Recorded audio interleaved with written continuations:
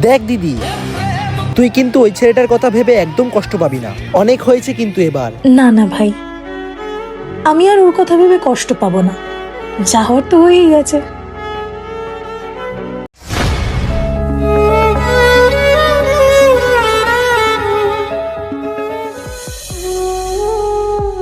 তুমি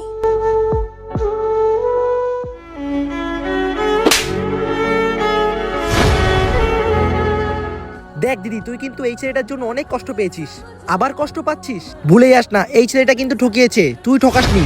না রে ভাই, আমি জানি ও আমাকে ঠকিয়েছে। আমি অনেক কষ্টও পেয়েছি, সত্যি কথা বলতে গিয়ে এখনো পাচ্ছি।